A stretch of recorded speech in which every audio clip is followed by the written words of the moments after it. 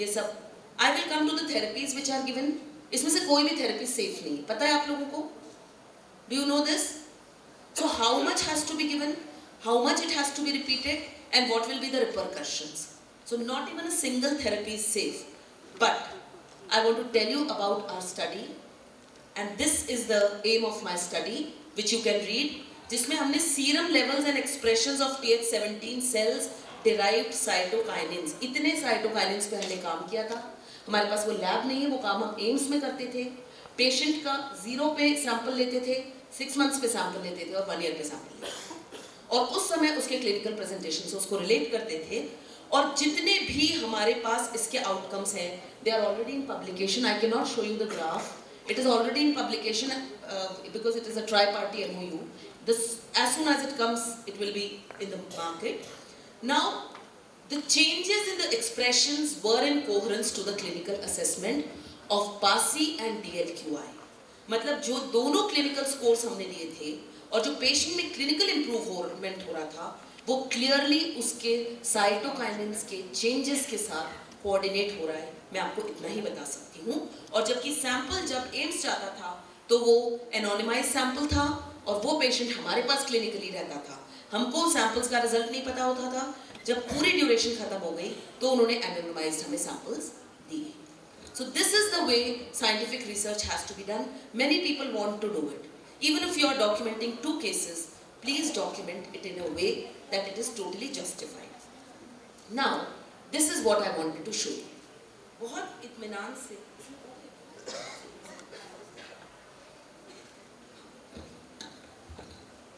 मैं आपको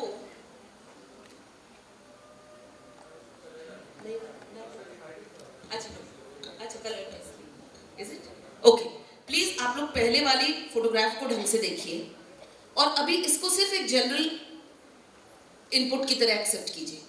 इंटरल्यूकिन्स की डिटेल्स और उसमें जाने की जरूरत नहीं है क्योंकि वो लोग आइडेंटिफाई करते हैं. हमें तो सिर्फ चार्ट मिला. लेकिन क्या है वो देखिए. ये सारे सोराइटिक इन्फ्लेमेशन की वजह से डिफरेंट सेल्स से इंटरल्यूकिन्स का फॉर्मेशन या क्वांटिटी में बढ़त हुई. जाने के बाद उन्होंने इम्पैक्ट क्या किया कि नेव सेल्स ने new layers of the skin को फॉर्मेशन को एनहांस किया. जब नई स्किन की लेयर्स बनने लगी तो सोराइसिस में क्या हुआ? स्किन झड़ने लगी. तो क्या आप लोगों की और हमारी स्किन झड़ती नहीं है क्या? रोज झड़ती है. हम कितने दिनों में अपनी स्किन पूरी रिप्लेस कर लेते हैं?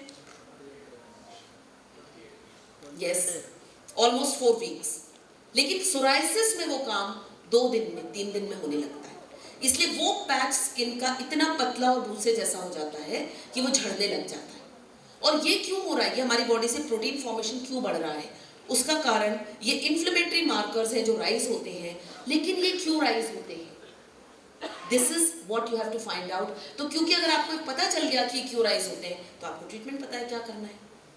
And that is how I will come to my conclusion.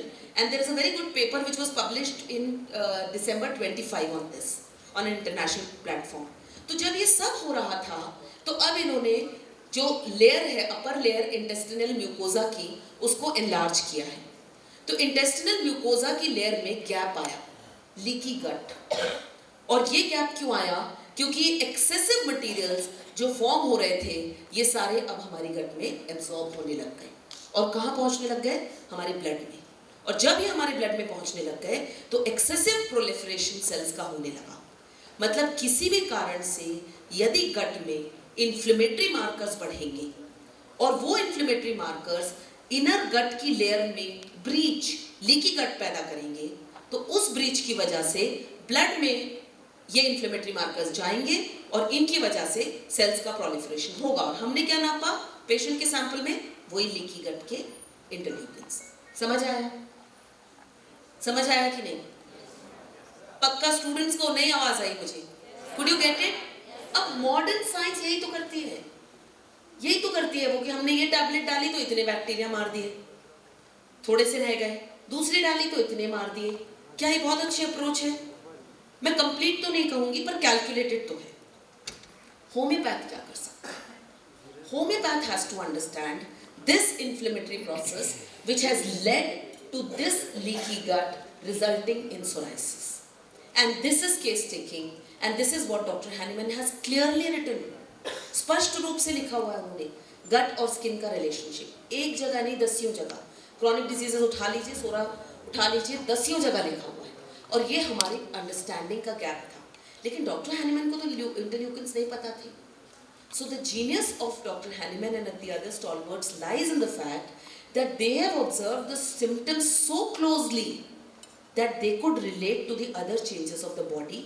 But you and me as new homeopaths should know किसको किससे relate करना है.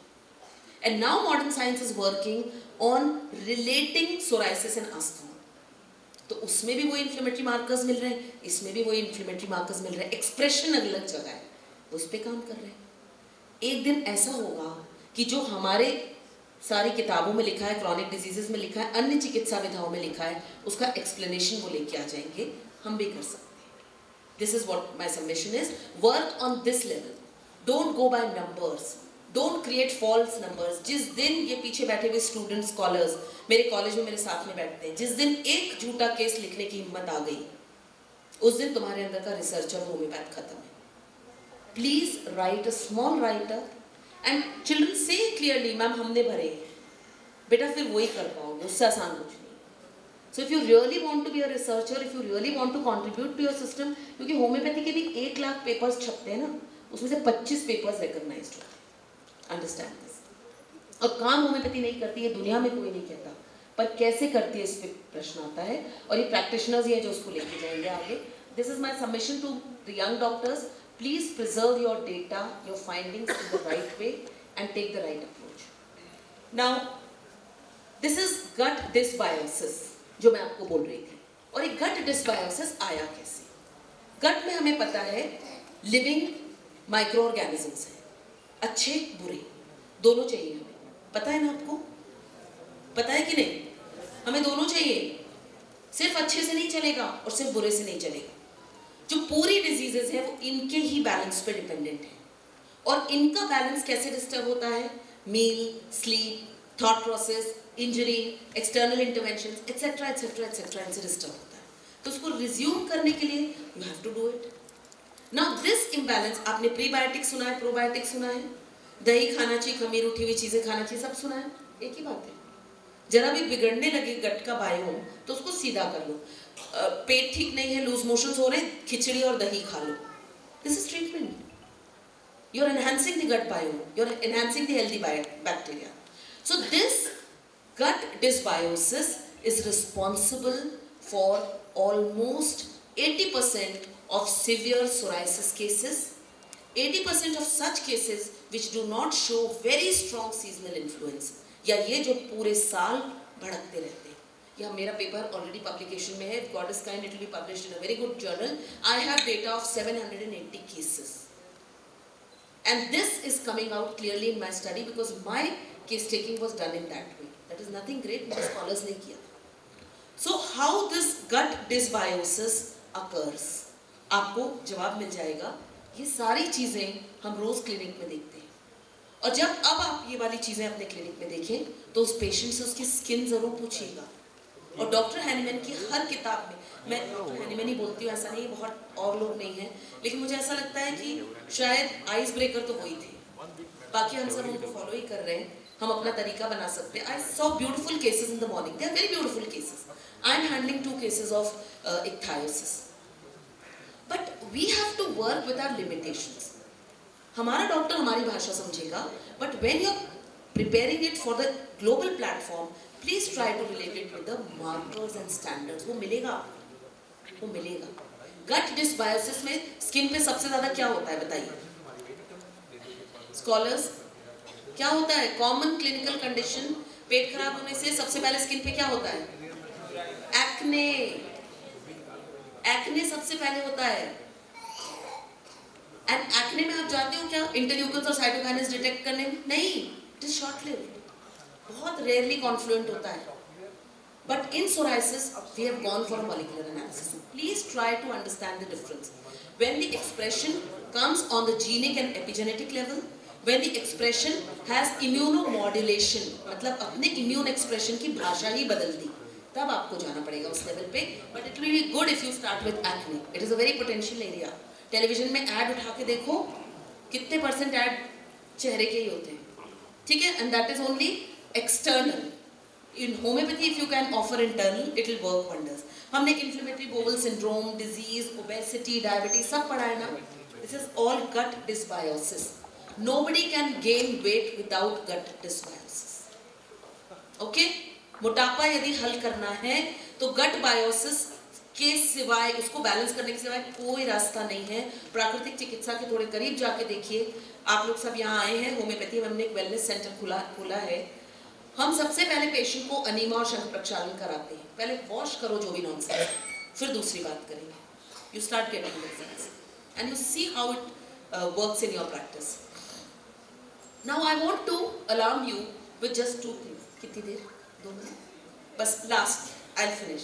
ठीक, सिर्फ 2 शब्दों से, प्रेजेंटेशन बहुत बड़ा है, सिर्फ 2 शब्दों से मैं एंड करूंगी आपको.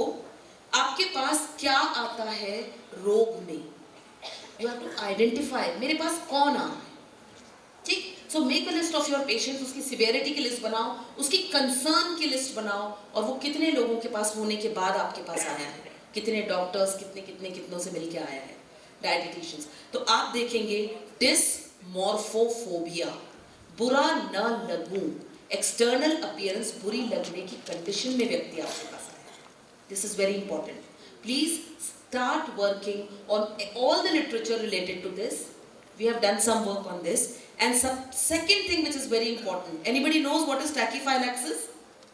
जो क्रूड मॉडर्न ड्रग्स या कोई भी ड्रग गलत तरह से दी जाए, मैं सिर्फ मॉडर्न मेडिसिन को ब्लेम नहीं करूंगी, कोई भी दवा अधिक मात्रा में गलत स्वरूप में दी जाए, निरंतर दी जाए, उसको मॉनिटर ना किया जाए, पेशेंट की इंडिविजुअलिटी के को भूल के दी जाएगी, तो वो शुरू में काम करेगी, फिर उसका प्रभाव खत्म हो जाएगा. जैसे पहले 25 mg की थायराइड की दवा देते हैं, फिर 50, फिर 75, फिर 100, और फिर क्या देते हैं कि जिंदगी भर खाओ और इतना ही वजन रहेगा और थायराइड का बैलेंस भी ठीक नहीं होगा. So this phenomenon is called टैकीफाइलैक्सिस. मतलब प्रभाव निरंतर कम होते जाना, मतलब शरीर पे काम नहीं करेगी. Before I and I will just say, यदि पेशेंट का इंडिविजुअलाइजेशन है तो डॉक्टर का भी इंडिविजुअलाइजेशन है. सारे डॉक्टर्स एक तरह से नहीं सोच सकते. मैंने सुबह देखा हमारे बच्चे बहुत इंटरेस्ट लेके बहुत अच्छा जवाब दे रहे थे.